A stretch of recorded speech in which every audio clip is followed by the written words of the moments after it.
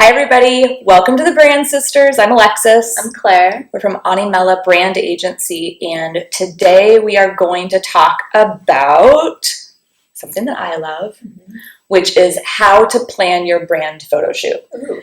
Because a lot of photographers do different things, right? Like weddings, newborn, maternity.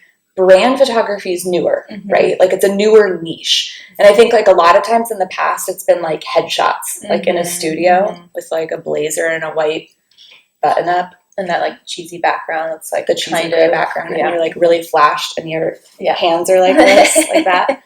And so brand photography does obviously exist and more people are doing it. But we've often found that a lot of times you can't find a brand photographer in your area.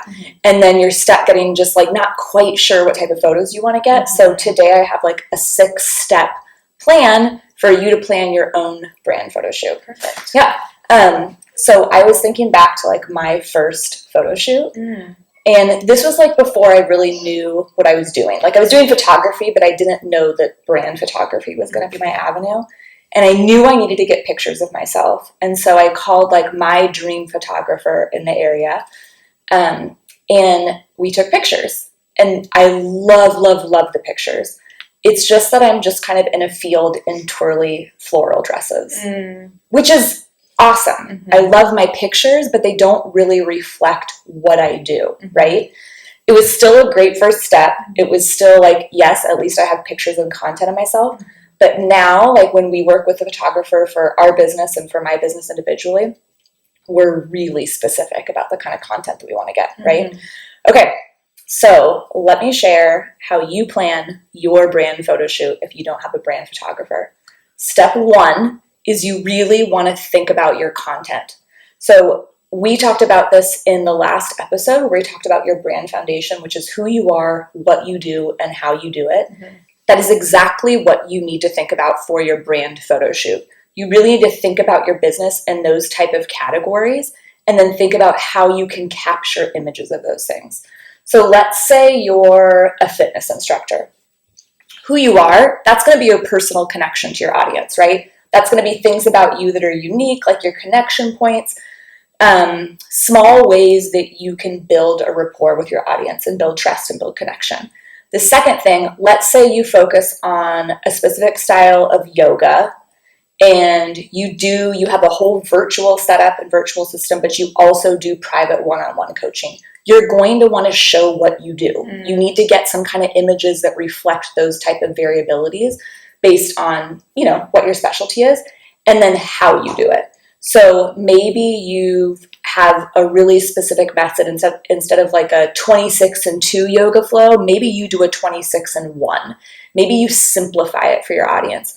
Maybe you really focus on posture and chest opening, like that's your specialty, right? It's the how, it's that unique value proposition that you offer, and you want to think about how you can capture those type of things.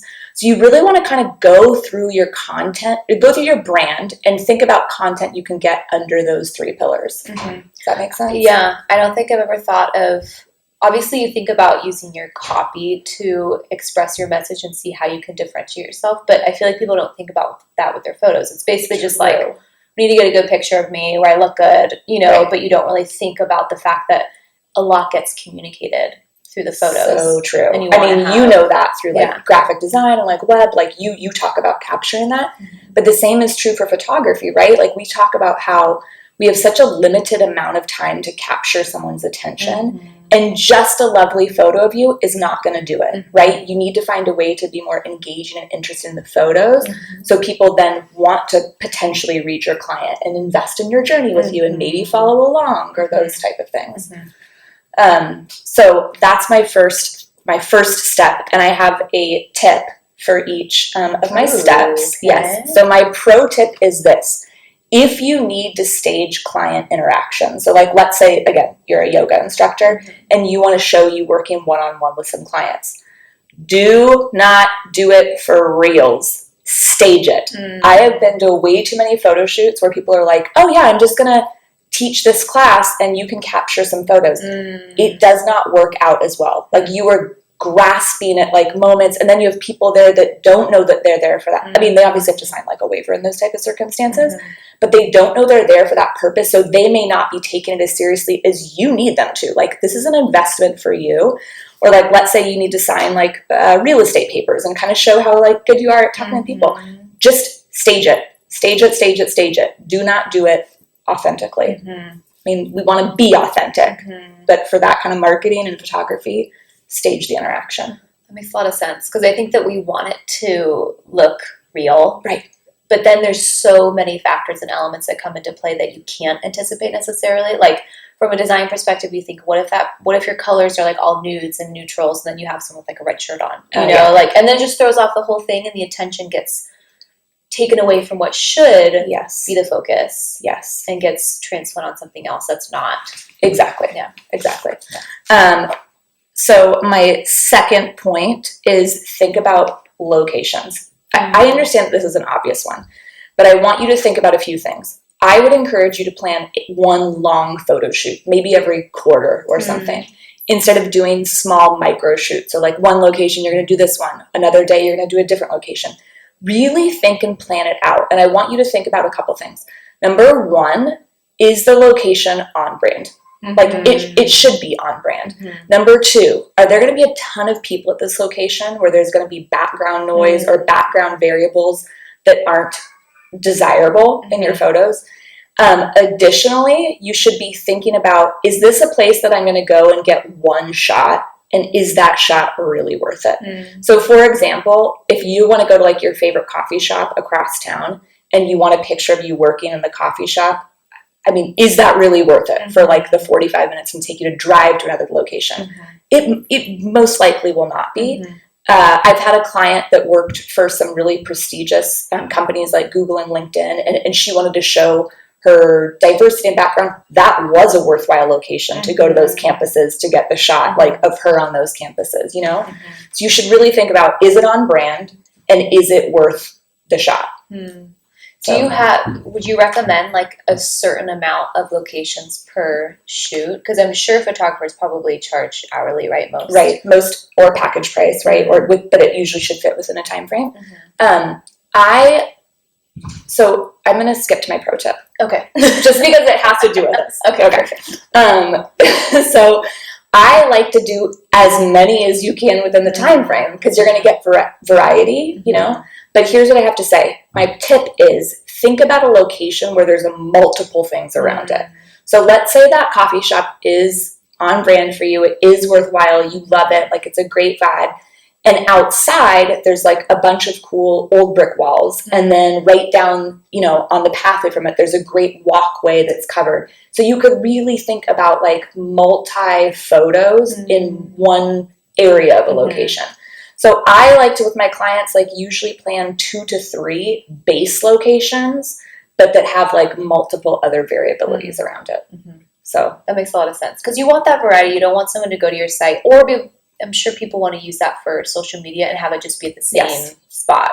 Exactly. Then it just is like, okay, no, obviously that's exactly it. Like, you want, like, if you're investing in a brand photo shoot, which obviously we highly recommend, you should be trying to get the most that you can out of it. And if you put this much effort into planning it, it should yield like a lot of diversity for you, specifically for social media, and not just those like hero images on your website. Right. Yeah.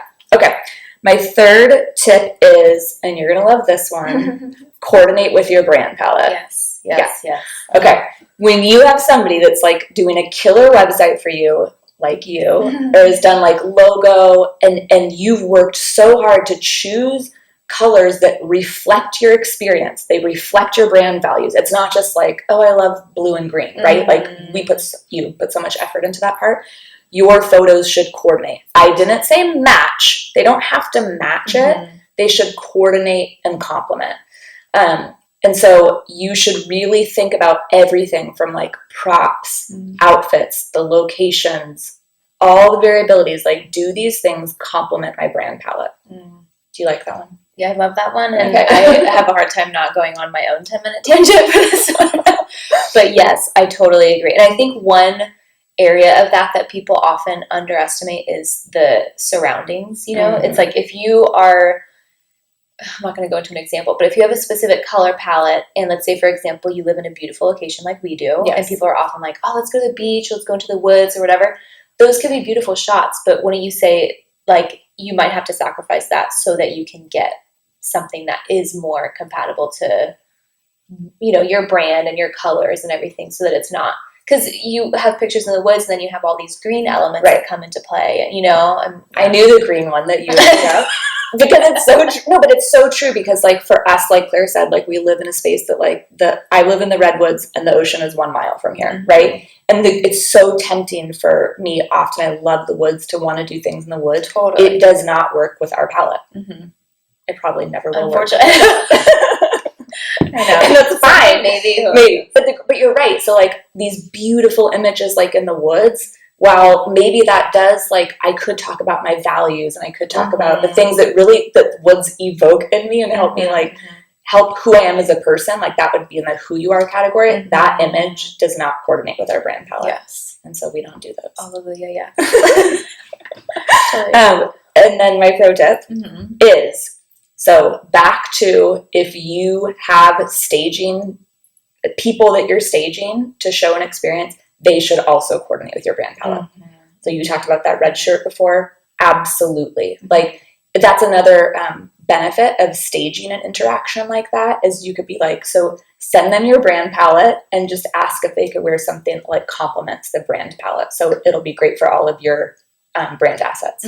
And would you recommend, for people that you bring on to be part of the photos, would you recommend it's someone that you feel comfortable with? You know what I mean? I'm sure you've had experience all across the board. 1,000%, you guys. Like you you don't need to bring on an actual client.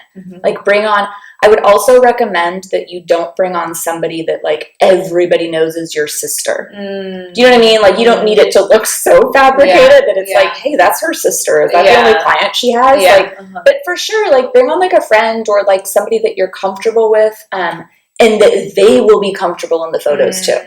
If they're going to be awkward, that's going to make for a not so great photo for you too. Yeah, absolutely. So, really good point. Okay, my next thing, step 4, is show your personality. I get that this can be really hard in a photo shoot, because I don't think for us, especially as women, sometimes it's really uncomfortable having your photo taken. So get over it. But seriously, like you need to get over it. Like if you want the pictures to show something that's actual authentic, instead of you just like really sterile and stiff, you need to do some like mindset work beforehand and be like okay with it and like pump yourself up. Hopefully you have a photographer who makes you feel great and is like pumping you up and you know, helping you. But you really do need to show who you are. So you got to kind of think about that. Like, do you talk to your clients with like a lot of humor, or like do you have a more like a sacred way that you deal with them? Like think about who you are and like how can you be authentically showing that in your pictures? Like, do you need to be more expressive? Like, do you do hand gestures, big smiles, like, or more, you know, a more nurturing energy, like whatever that is for you. Think about what you want your audience to or what your clients experience from you, and how you can bring that personality into your photos. And I feel like, because when it comes to photos, I used to feel very uncomfortable. You know, I mean, in case people don't know, I'm fairly reserved, you know, so, but I feel like for me, the thing that got me over that was you. I mean, you know, like you have that charisma and you have that ability to like melt away the tension and like bring that personality out. So I feel like, don't you feel like it just depends so much, and it's worth it to find a photographer that you feel comfortable with, that you feel like disarms you a little bit, you know, so that you don't have to feel like you have to put it on and be super like formal and professional for the pictures. Absolutely. I think that is so important. And you bring up a really good point, and I want to say something about this. You should also feel slightly uncomfortable, which is weird to say, but if you want to be real, there should be almost, I talk to my clients about this all the time, there should be a disarming that happens from the beginning until the end. By the end, most of my clients end up feeling like oh my gosh, I feel so great. Like I feel like my best self. Like there's this evolution that happens. And so, and some of that starts with being uncomfortable, but that's okay. Like, the reason why I think that that's important is because it's going to help draw out the real you. I do caution people against using like their best friend or their boyfriend or husband or like their so-and-so, because in that it's a little bit seems contradictory, right? Because you're like, but I am really comfortable around them. But almost sometimes you're so comfortable that there isn't an element of like slight trepidation and discomfort that you kind of do need for amazing photos. Yeah. So it's kind of an interesting, it's a little bit of an interesting mix. Yeah. So like talk to photographers beforehand, like speak to them, make sure it's somebody that you feel like that you're going to trust them to help you with this next step, you know? And my pro tip for this is do not underestimate a fake laugh. Hallelujah. Yes. They're the best pictures. They're the freaking best pictures. And you're going to feel like the biggest dork doing a fake laugh. And some people do them with like an actual laugh. Some people do a silent fake laugh. I don't care. I'm telling you. I mean, aren't our favorite pictures the ones where we started fake laughing? Because then you ultimately like end up laughing. That's totally what it is. It's not just because you're being inauthentic. It like kind of like breaks the ice. Yes, it totally does. And they're always my favorite photos. Yeah. Okay. Step 5, outfits. So important. So fun. Okay. So number 1, obviously make sure they coordinate with your brand palette.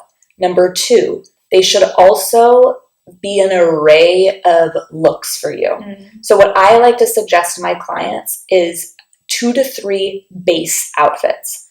So you put together one outfit, but then you have 3 to 4 mix-ups. So maybe 2 mix-ups per outfit. So let's say like you have on what you have, like these really cute like green pants and a white shirt, and you want to do a mix-up by throwing on a jean jacket and a hat for a second one, and then take some photos of that, take that off, maybe throw on like a pair of earrings and heels with it. So you're getting variety, but it's not too much, because I'm telling you, there's been a lot of shoots that I've been on where women have like so many outfits. Yeah. It's overwhelming for them. And this is what happens every single time, they get burned out. You're going to burn out by hour 3, and you're going to be like, forget it. I don't want to do those. I'm just like tired and kind of like ready to wrap this up. So to plan it strategically is very, very important. Would you recommend, I'm sure it depends on the brand, but do you recommend like casual one, formal one? You know what I mean? Like how much should someone vary it up? Yeah, I think it depends on what you do. Yeah, I think that I like the variety of like something more dressed. I mean, and we don't have to dress professional. We can dress however we want for our jobs, right? You know, but I like a variety of like casual and relaxed, but still looking put together and presentable, to something like we end up wearing dresses for like our last shoots, you know, but which we do in real life anyways, you know? So I think you have to kind of think about your personality and your professional role and think about how you can fit those in. Okay, so I have actually a couple pro tips from this for this. This is really important. I made sure to mention to coordinate with your brand palette, didn't I? For this one? Okay, it's really important. I remembered that one. Okay, very well. All right, good. Okay, that wasn't my pro tip, but okay. 1, I know I'm really organized, so you may laugh at this one. Yes. Okay, but I don't care what I'm going to tell you anyways. For the day of the photo shoot, if you spend 15 minutes organizing the night before, it's going to help you be so much more streamlined. So usually you're going to be driving a car around to your different locations. I like to, in your car, either have bags or laundry baskets with your different outfits. So, and keep them in like, I'm doing this one first. These are my mix-ups in this bag, or laundry baskets, just kind of like easily accessible. Second outfit in here. Here's my 2 mix-ups. Third. That way it's not like all over your car. Even hanging things, it's like hanging on one hook and you like search for things. And again, what happens is it just gets like a little bit tiring and overwhelming. So people end up like, oh, forget it. I'm just not going to do that one. So the more you just spend a little bit more time organizing beforehand, it creates a more peaceful and smooth process. It's not like too type A, is that? No, I think it's wise for sure. Okay. Okay, second tip. I hope people don't like scoff at this one. Okay. But I'm going to say it anyways. Not all of us can afford an entire new wardrobe for each photo shoot. I like where you're going with this one, Okay. Maybe you can. Maybe you have a stylist. So, like, borrow things from your friends, for sure. And if you need to purchase a bunch of things for some photos, just keep the tag on, take your photo, keep it clean, and send it back. Yeah. No shame. Yeah. I'm sorry. Yeah. No, agreed. I hope nobody else thinks that's shameful. But, like, if you can't do that and you want photos that are, like, on point within your palette and you're not, like, tromping through the woods on them and you just put them on, keep them nice, wrap them back up. We may or may not have done this. I mean, we may have, like, spent, like, thousands of dollars at some people. And we may have sent most of it back. I mean, I think that's a really good tip. Okay. I really like that. I hope you guys don't judge us for that. Okay. Last one. Last thing. Also, an organizational tip. But it's so important that you lay out your shot list the day, not just the day before the shoot, days before the shoot. So location A, I want to get shots of me working on my computer, me with my coffee, cuddling my cat. Did you plan that? Did that just come out of your heart? Do you want a cat? No. Oh my god. The truth comes out. Are you a cat No, that's the thing. You guys, I hate cats. Oh my god. I hate cats. You know I hate cats. Cats scare me. I have nightmares of kittens. Gosh. Like, I don't dream about, like, robbers and, like, my children dying. Do you remember the dream that I had the last couple years? No. Okay. I had a dream that kittens were attacking me in a doorway. Oh my and they God. weren't hurting me. I was like Velcro and kittens were lunging on me. Oh. And you and everybody in our family sat on the couch and no one would help me take the kittens off me. Because they're kittens. I'm sorry. I'm not illogically afraid. My dreams off. Oh my gosh. So I'm sorry. We apologize Cats to just any cat scare people. me. I know. I can't help it. Yeah. I'm not unkind to them. They just They hate you. no, they like love me. That's the thing. We go somewhere and cats are like attracted to me. I think like you need some healing, and then eventually Obviously you might be like a cat person. I think it's like deep down inside. Oh my gosh. Okay. Hold on. I gotta regroup here. Itemize your shot list. Yeah. Back to that. Put down every shot that you want to get and make sure you get that to your photographer beforehand. So they know and you can keep a copy of it too. Like, hopefully you're hiring somebody that you trust to go through that with you or for you. But it helps so much just to be like, be able to like check it off the list to make sure you get them. And then just my pro tip for that is if you are working with a graphic designer and web designer for what type of images you need for your website, talk to them beforehand. Like, I need one in landscape in thirds, meaning like you're on one side of it. So you can make sure, in addition to the content that you want to get, that you're getting images that are going to work for your website too. Yes. The cat. I love that. Cat. Like, that just ruined That's all it. I'm thinking now. You and cuddling a cat. It's coming. I don't know where that came from. It's coming someday. Anyways, let's wrap this show up. So I really hope that you have a brand photographer near you. But if you don't, you can definitely plan your own shoot. This is all written out in a blog post on animela.com. You can also find us on our podcast, The Brand Sisters. You can find us on Instagram, TikTok, and our website. Yeah. Okay. All right. We'll see you next time. All right. Bye, you guys.